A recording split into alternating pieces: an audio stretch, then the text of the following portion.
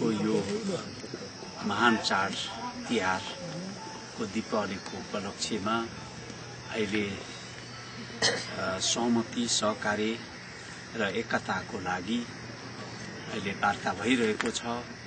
निश्चय पनि यो सहमति सहकार्य एकता चाहिँ हुनेछ र सेना समायोजनको कुरा छ र यो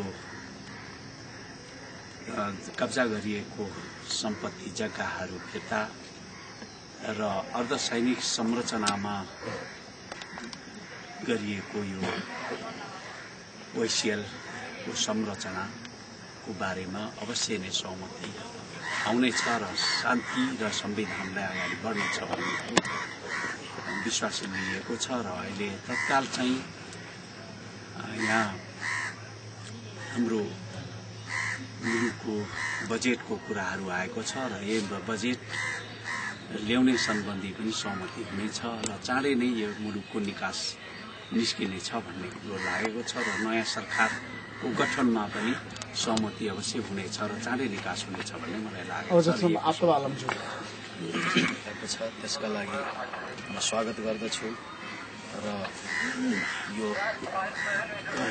दीपावलीको उपलक्ष्यमा तपाईहरुलाई शुभकामना पनि म दिन चाहन्छु र यो दीपावलीको उपलक्ष्यमा हाम्रो देशका निमित्त यो पर्व एउटा ठूलो पर्वको रूपमा मनाइने चलन छ र यो उपलक्ष्यमा दीपावलीको उपलक्ष्यमा सिङ्गो राष्ट्र र सिङ्गो नेपाली जनताले समृद्धिको कामना गर्दछ र आज सिङ्गो राष्ट्र र नेपाली जनताको चाहना शान्ति संविधान र समृद्धि छ। तर मुलुकको जुन राजनीतिक सिनारियो छ त्यसबाट हेर्दाखेरि मलाई के लाग्छ भन्ने शान्ति संविधान र समृद्धि एकदम टाढा गएको छ र यो राष्ट्रको चाहना र नेपाली जनताको चाहना शान्ति र समृद्धि र संविधान छ र त्यस कारणले नेपाली जनताको चाहनालाई परिपूर्ति गर्नको निमित्त सबै दलले जिम्मेवार भएर अब यो मुलुकलाई शान्तिका निमित्त संविधानका निमित्त र समृद्धि ल्याउनका निमित्त सबै राजनीतिक दलहरूले आफ्नो आफ्नो तर्फबाट कन्ट्रिब्युट गर्नुपर्छ यो नेशनको लागि। किनभने आज यो मुलुकको जुन अवस्था छ त्यो अवस्था किन गएको छ भन्ने इन ल्याक अफ तपाईको डेमोक्रेटिक कन्स्टिट्युसनको कारणले यो मुलुकको यो अवस्था भएको छ। त्यस कारणले यो राजनीतिक दलको जिम्मेवारी भनेको के हो भन्ने एउटा लोकतान्त्रिक संविधान निर्माण गरेर मुलुकलाई चाहिँ एउटा विधिको शासन प्रदान गर्नुपर्दछ र विधिको शासनबाट यो देशका जति पनि समस्याहरू छन् जो प्रोभर्टीहरू छन् त्यसलाई हामी अन्त गर्न सक्छौं र त्यसैले आज यो तीन दलका जुन शीर्षस्थ नेताहरूको जुन बैठक भइराखेको छ त्यो शीर्षस्थ नेताहरूको बैठकबाट शान्ति संविधान र तपाईको समृद्धिका निमित्त उपयोगी हुन्छ भन्ने मैले आशा गरेको छु। धन्यवाद। हाम्रो बीचमा दाजुभाइ दिदीबहिनीहरुमा सबैको सुख समृद्धि र सुस्वस्थ दीर्घायु र प्रगतिको हार्दिक मंगलमय शुभकामना व्यक्त गर्न चाहन्छु। र अहिलेको अवस्थामा जुन तपाईले राख्नु भएको प्रश्न अहिले सबैको ध्यान मलाई लाग्छ मुलुकको ध्यान त्यतातिर गएको छ र मलाई लाग्छ नेताहरू जो शीर्षस्थ नेताहरू अहिले बसेर मिटिङ गरिराख्नु भएको छ उहाँहरू राष्ट्र जनताप्रति इमानदार भएर आफ्ना दलीय स्वार्थ भन्दा पनि माथि उठेर अहिले मुलुकको चाहना र जनताको भावनालाई बुझेर अहिले शान्ति र संविधान र समृद्धि पनि र यसलाई आत्मसात गरेर मलाई लाग्छ अहिलेको मुलुकको अवस्थालाई ध्यानमा राखेर उहाँहरूले एउटा ठोस निकास अवश्य निकाल्नु हुनेछ भन्ने मैले विश्वास पनि लिएको छु र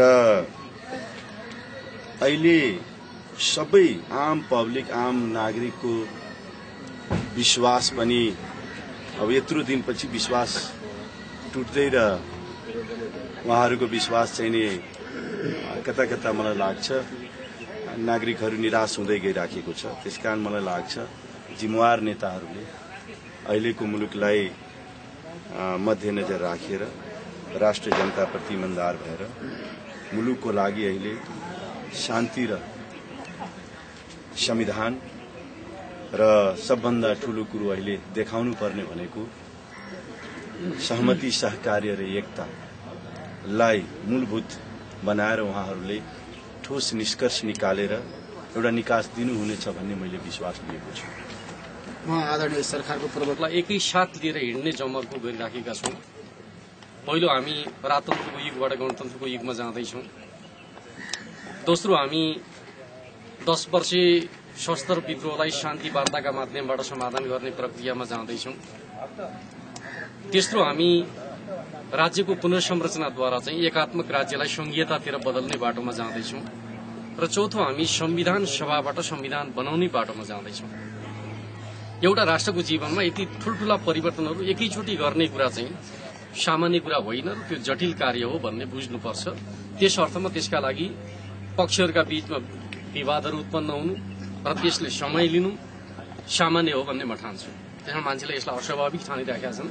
म चाहिँ हामी जुन बाटोमा हिँडेका छौं त्यो बाटोभित्रका अनिवार्य परिणाम र परिणति हुन् भन्ने कुरा बुझ्नुपर्छ भन्ने मलाई लाग्छ। नेपालका राजनैतिक दलहरू निरन्तर संवादकै प्रक्रियामा छन्, विवादका बीचमा पनि। जतिसुकै द्वन्द्व हुँदाखेरि पनि उनीहरू संवादबाट टाढा छैनन् र आज यो यात्रा तय गर्न सफल भएका छन् र अहिले पनि दलहरू चाहिँ संवादमै छन्। चाडपर्वकै बीचमा पनि दलहरू संवादमा छन् र आशा गर्न सकिन्छ एउटा बिन्दुमा पुगेपछि उनीहरू सार्थक सहमतिमा पुग्न सक्छन्। तर आज त्यो बिन्दु आइपुग्यो पुगेन भन्ने खालको कुरा चाहिँ अहिले नै निर्गोल गर्न सकिन्छ भन्ने मलाई लाग्दैन। किनकि आजको द्वन्द्वको मुख्य समस्या भनेको चाहिँ शान्ति प्रक्रियालाई नयाँ चरणमा कसरी प्रवेश गराउने भन्ने कुराको समस्या हो। खास गरी एकीकृत नेकपा माओवादी सशस्त्र विद्रोहको माध्यमबाट अगाडि बढ्न खोजिरहेको माओवादी अहिले पनि शान्तिको प्रक्रियाबाट नै अगाडि बढ्ने भन्ने प्रकारको राजनैतिक निष्कर्षमा पुगिसकेका छैन। उसमा अझै पनि चाहिँ विद्रोहका माध्यमबाट आफ्ना रणनीतिक उद्देश्यहरू हासिल गर्न सकिन्छ कि भन्ने मान्यतामा रहिरहेको परिप्रेक्ष्यभित्र चाहिँ शान्ति प्रक्रियाको नयाँ चरण भन्नेको चाहिँ लडाकुहरूको समायोजन र पुनर्स्थापन हतियारको व्यवस्थापन नै हो। त्यो विषयमा प्रवेश गर्ने बित्तिकै उसको आफ्नो राजनीतिक कार्यदिशामा समस्या हुन्छ भन्ने सोचका आधारमा ऊ सकेसम्म यसलाई पन्छाउन चाहन्छ। अन्य दलहरू यो विषयमा प्रवेश नगरिकन राष्ट्रिय सहमति हुन सक्दैन भन्ने मान्यतामा छन्। त्यसकारण आजको द्वन्द्व भनेको प्रधानमन्त्रीको कुर्सी हो भनेर जसरी चर्चा गरिएको छ त्यो होइन। आजको द्वन्द्व भनेको शान्ति प्रक्रियालाई नयाँ चरणमा कसरी प्रवेश गराउने भन्ने कुरा नै मुख्य कुरा हो र त्यो विषयमा हल नभइकन अन्य विषयहरूमा सहमति हुन सक्छ भन्ने कुरा चाहिँ खास गरी प्रधानमन्त्रीको निर्वाचन लगायतका विषयहरूमा सहमति भइहाल्छ भन्ने खालको कुरा चाहिँ मलाई चाहिँ लाग्दैन। जहाँसम्म अहिले तत्काल राष्ट्रका सामु आइपरेको समस्या छ, बजेटका कारणले गर्दाखेरि उत्पन्न हुने समस्या छ, त्यसका बारेमा चाहिँ अहिलेको बसाईमा प्रमुख दलहरूले कुनै न कुनै प्रकारको विकास निकाल्छन् भन्ने कुरामा आशा गर्न सकिन्छ। अन्यथा सरकारले चाहिँ राज्यलाई खर्चविहीन हुन नदिनका लागि बाटो खोज्नुपर्ने हुन्छ। त्यसमा राज्य चाहिँ चुप लागेर बस्न सक्दैन। त्यस अर्थमा राज्यलाई अप्ठ्यारो दिशातिर जान नदिनका लागि चाहिँ राजनैतिक दलहरू जिम्मेवार हुनु र उनीहरूले उपयुक्त राजनैतिक निकास दिनु चाहिँ जरुरी छ भन्ने मलाई लाग्छ। यो जुन प्रकारको चाहिँ सघन वार्ता चलिरहेको छ त्यसले कम्तीमा मुलुकलाई बजेट दिने कुरामा चाहिँ एउटा न्यूनतम सहमति कायम गर्न सक्यो भने त्यो नै उपलब्धि हुन सक्छ। अहिलेका सन्दर्भमा अन्य विषयहरूमा मात्र बसेर छलफल गरेर निकास निकाल्न सकिन्छ। यद्यपि हामीसँग समय कम छ किनकि 3 महिनाभित्र अन्मिनलाई हामी विदा गर्दैछौँ। शान्ति प्रक्रिया त्यही अवधिमा हामीले टुङ्गो लगाउनु छ। 7-8 महिनाको अवधिमा हामीले संविधान निर्माण गर्नु छ। त्यस अर्थमा समय त धेरै छैन। छिटोभन्दा छिटो चाहिँ दलहरू सहमतिमा आउनु जरुरी छ। तर तत्कालकै वार्ताबाट हुने सहमतिका सन्दर्भको कुराकानी गर्दाखेरि न्यूनतम रूपमा बजेटका बारेमा चाहिँ दलहरू एउटा निष्कर्षमा पुग्लान् भन्ने कुराको त्यसमा चाहिँ अब सरकार धेरै हदसम्म आशावादी छ। अब त्यसले कुनै रिजल्ट दिन सकेन भने पनि सरकारले बजेटको व्यवस्थाका लागि आफ्नो ढंगले सोच्नुपर्ने हुन्छ।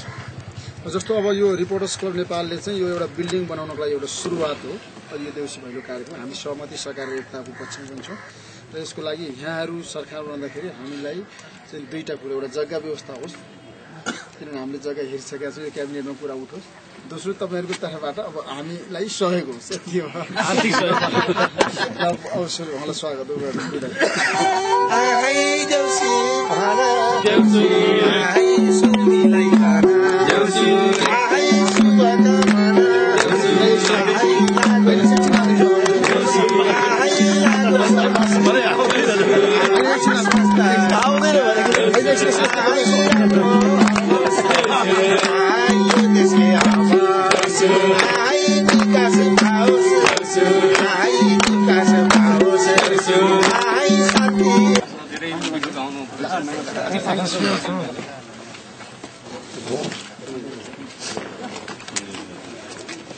तपाईँहरू सबैलाई शुभकामना।